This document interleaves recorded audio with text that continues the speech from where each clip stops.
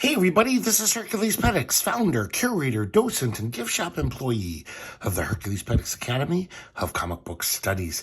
Today we're going to continue our look at Daredevil, the Man Without Fear. We're going to check out number 165 through 167, and these are some more fun issues.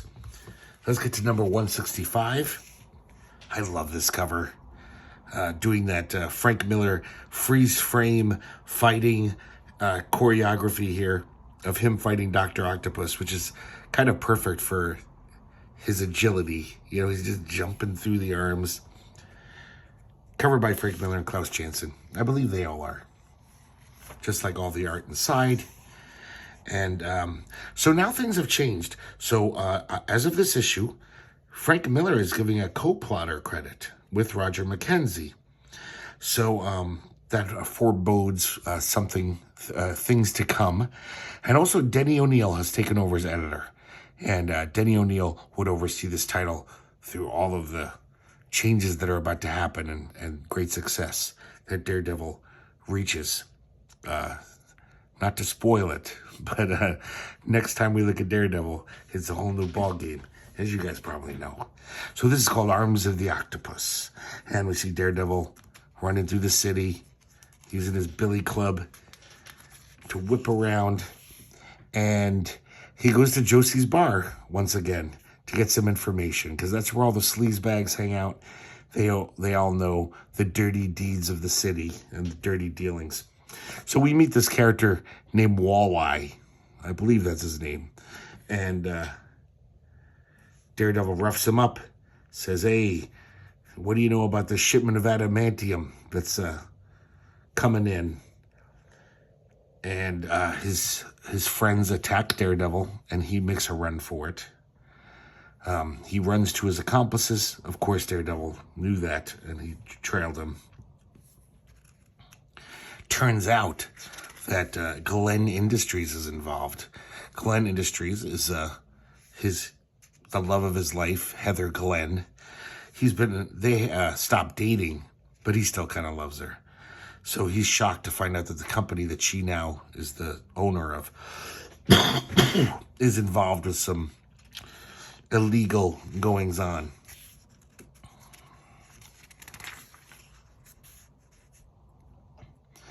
I noticed that the art is already changing as far as Klaus Janson's inking. It's already getting looser, losing some of that Neil Adams, illustrative polish to it, and kind of becoming more of the Klaus Janson that we'll recognize over the next 2 years. Still really nice layouts. I love panels like this. Just Daredevil leaping out upside down. Just amazing body language there. And kind of shows he's a man without fear. He just leaps out into midair, 50 stories above, the concrete. He doesn't care. So now we see Heather Glenn at one of her board meetings. Apparently her board of directors are up to some shady business. They haven't told her, though. She's just finding out and kind of mad. And then Daredevil shows up, and he confronts her and the board about it. Say, "What is this I hear about you and this illegal adamantium?" Now, we finally find out the past. Last time I told you I didn't really, know all of this Daredevil lore before Frank Miller took over. So apparently there's this whole complicated thing where, I guess a year or two ago, Matt Murdock revealed crimes that her father had did when he ran Glenn Industries. It was his company. He basically accused the father, asked to seize some company records, and he uncovered evidence of fraud. Now, it turned out the father wasn't really guilty. He was a victim of the Purple Man, who's the supervillain who can influence you with his mental powers. So he doesn't even remember what he did. And later on, Daredevil tried to prove his innocence, tried to prove that, let everyone know that it wasn't him, it was the Purple Man. But he couldn't do it properly without revealing his secret identity. So, of course, he chose to keep his identity secret. So Maxwell Glenn Heather Glenn's father killed himself, shot himself in the head. So she obviously has this resentment to Matt and Daredevil. She knows they're one and the same. So she punches him in the chest and says, "Get out of here. You took my father, and now you're not gonna fuck up my company too." So Daredevil leaves. He's like, "Well, what can I do?" Now we see back at the offices of Murdoch and Nelson. Matt is hanging out with Becky, the secretary. Foggy showing off his new wedding tux, which is just ridiculous. No matter how tacky you are, like, Foggy's always depicted as a big goofball. Nobody would ever pick this for their wedding. This is like something a clown would wear. It's ridiculous. Matt's very short with everyone. He's very pissed off about this whole situation. Later that night, Heather does look into the files. Even though she was mad at Matt, she's like, "Well, let me see if there's some chicanery involved." It turns out she finds it, but right then, Dr. Octopus. Well, if you're a comics fan, you know that this is Dr. Octopus, his arms. So Matt Murdock has all these files of Glenn Industries, and Natasha, a.k.a. Black Widow, is helping him go through them all. And then we have this scene here, which is...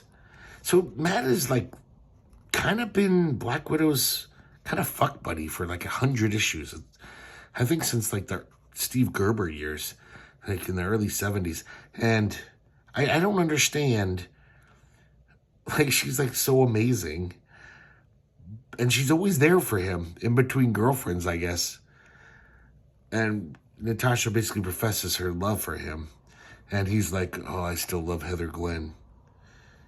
And he runs off. So now we cut away to a New Jersey wharf where this adamantium is being delivered.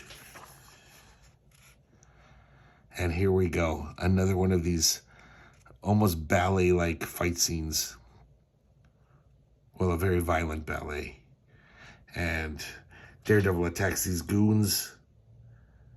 Just wonderful fight choreography. This stuff is so good. So while these goons are attacking Daredevil, including Walleye, there's Walleye again, all of a sudden, Dr. Ock shows up and starts attacking everyone. He wants the adamantium for himself. God, that's a really nice half spread. And I like when Frank Miller does this. Well, a lot of artists do this, but just lots of vertical panels. So Dr. Octopus shoves Daredevil underwater. Daredevil's way too not strong enough to fight his arms. So he plays dead. He goes limp, hoping that Doc Ock will think he's drowned already and release him, which is what happens. Interesting colors here. I think that's Glennis wine. So later on, the authorities show up. They find Daredevil half dead.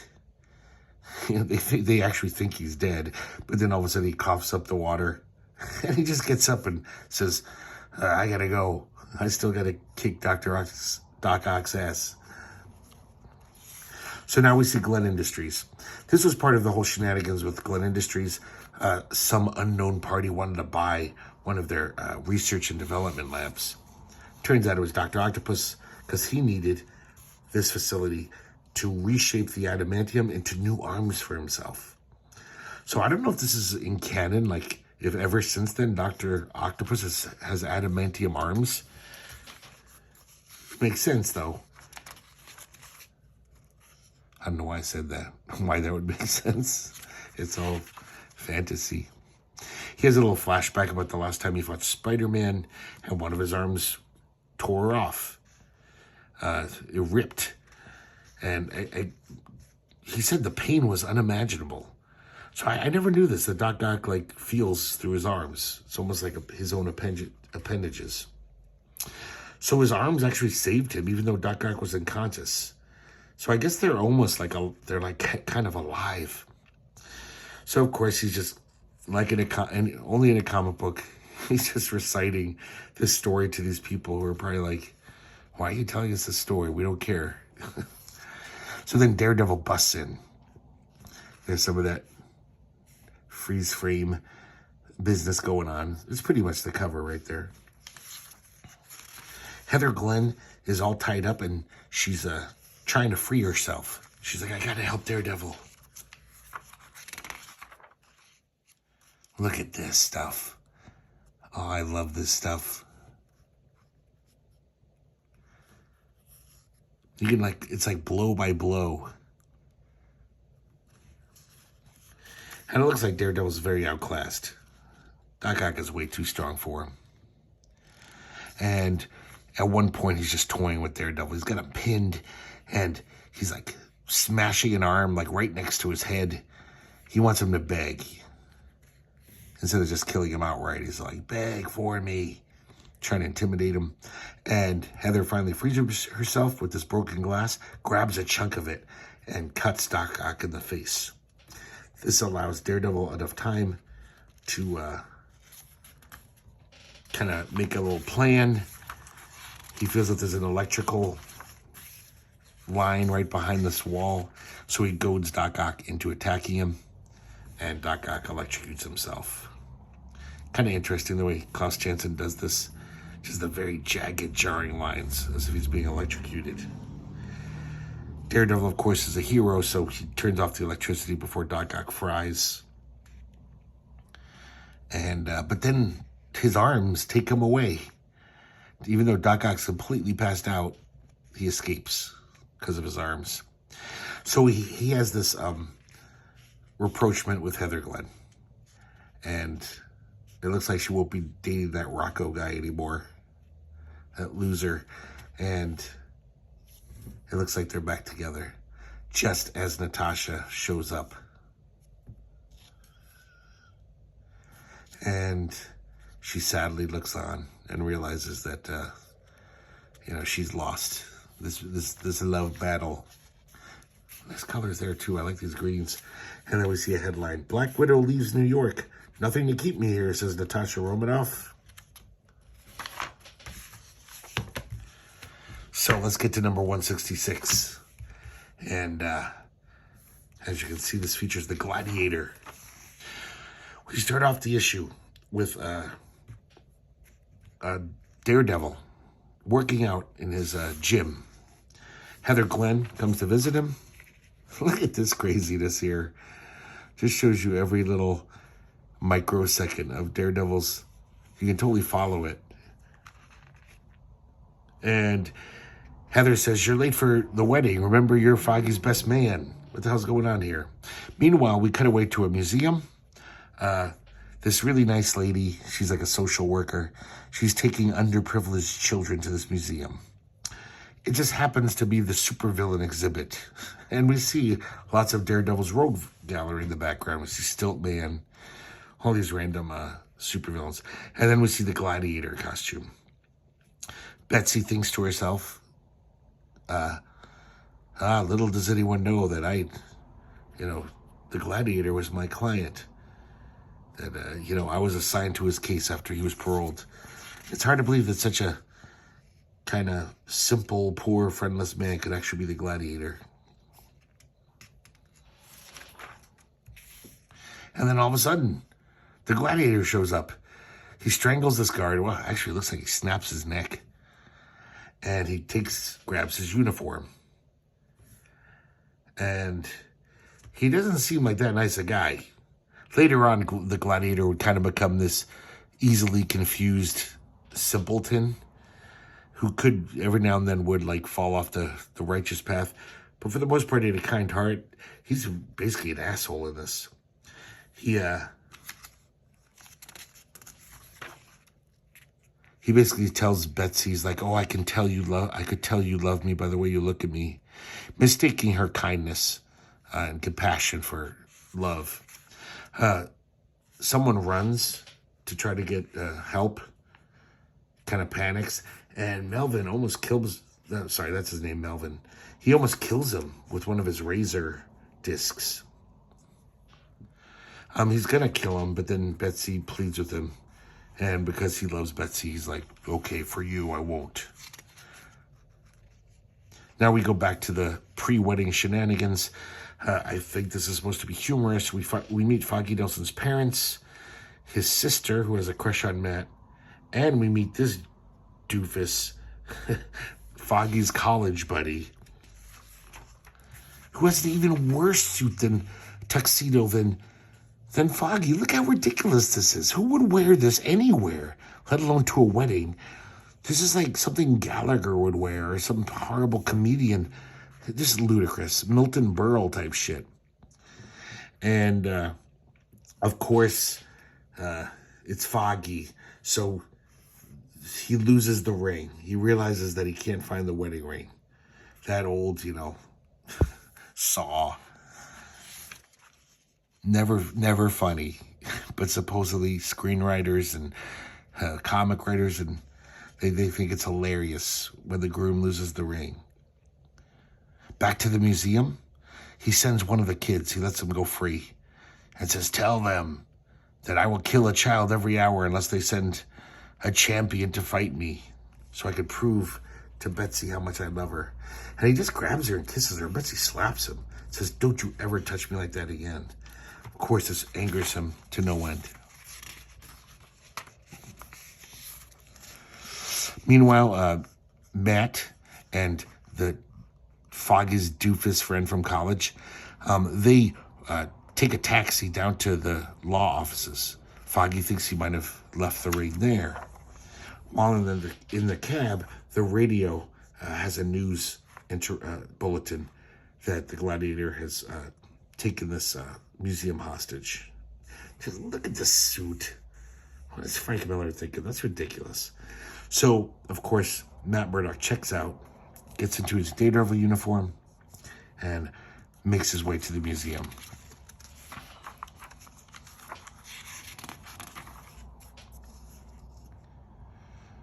Inside the museum, Gladiator's being a big bully, picking on people, and talking psycho. So Daredevil finally shows up, just standing amidst these Stiltman legs. He actually attacks him with the Stiltman statue. And now the melee begins. Once again, just amazing fight choreography.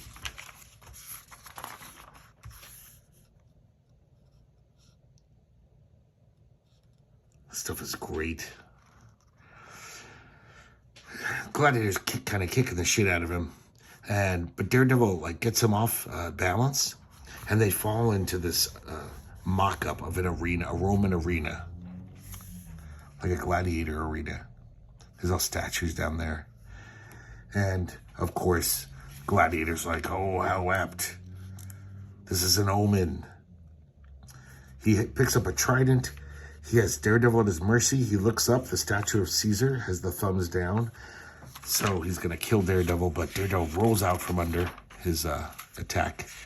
And then now Daredevil takes the offensive, knocks his helmet off, and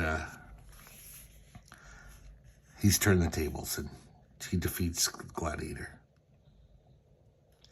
And Betsy shows up and basically says, she's a very compassionate person. She's like, this has shown me that, he needs help as much as anyone. In many respects, he is a child, a terribly lonely and bitter child. He reached out for love in the only way he knew. Now more than ever, he needs understanding. So Daredevil runs off. He's got to make it to the wedding in time. And he makes it at the last minute. He's a little late. And he's like, Foggy, I couldn't find the ring. And Foggy's like, oh my God, what am I going to do? If only I could remember. And he looks up. It's been on his finger the whole time. Wah, wah, wah. There's so much dumb humor involving Foggy Nelson. He's such a buffoon. So they get married. I like how the priest actually says, are you sure you want to go through with this? To the bride. And because if I was a spectator here, I'd just be like, what is she doing with this guy? He's an idiot. And look at his tuxedo. So this is interesting, guys. It says, next issue, DD and the Punisher. But that is not to be. And due to that, my theory is that we get a fill-in Rush issue. Later on in, number 183, they did publish that story. It was altered. I guess it was about drugs, so they thought it was too controversial. They pulled it at the last second. But somehow, Frank Miller dashed off this issue. I don't know how long he had. He probably didn't have long.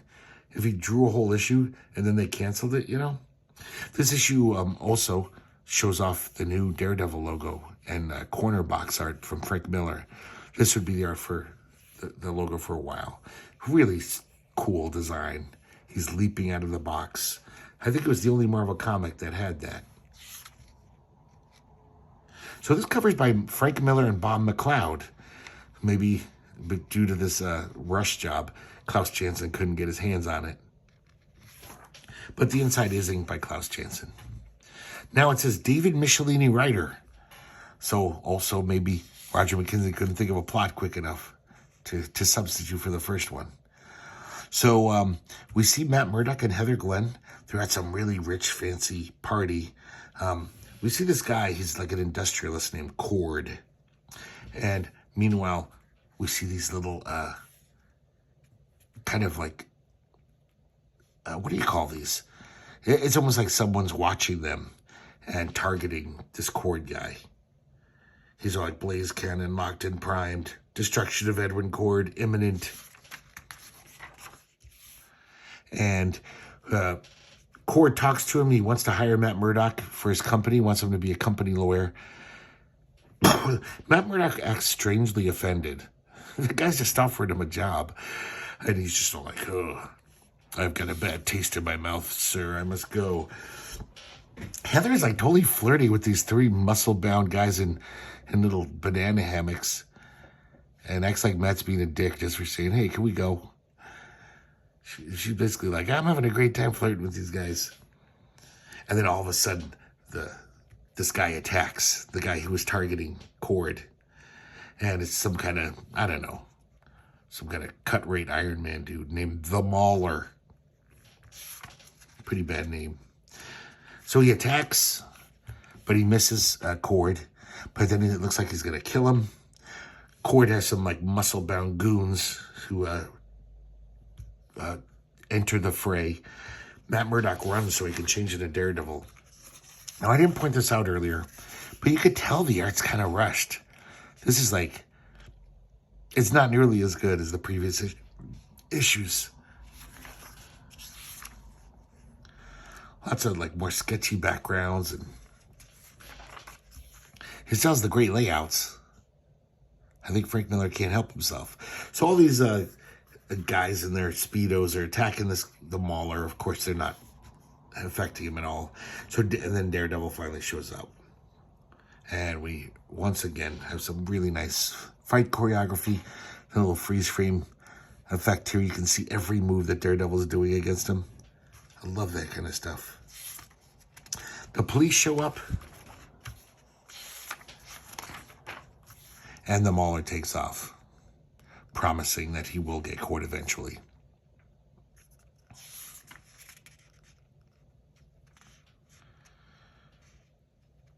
Yeah, this is so different. And you know what this looks like to me? This looks like Frank Miller did really rough layouts, and Klaus Janson pretty much finished it. Because there's a lot of sloppy Klaus Janson like figure work going on here. So I guess Cord has this really high security clearance. The cops are like, hey, he doesn't have to answer any questions. Or his lawyer tells the cops that. He's basically got security clearance like the vice president would have. It's shocking. So Daredevil pays him a little visit in his mansion. He wants some answers. Turns out the guy in the armor is a guy named Aaron Soames. He was fired by the company. He's basically a disgruntled worker. And he's like, yeah, this guy must want revenge on the company. He stole this armor from us after we fired him.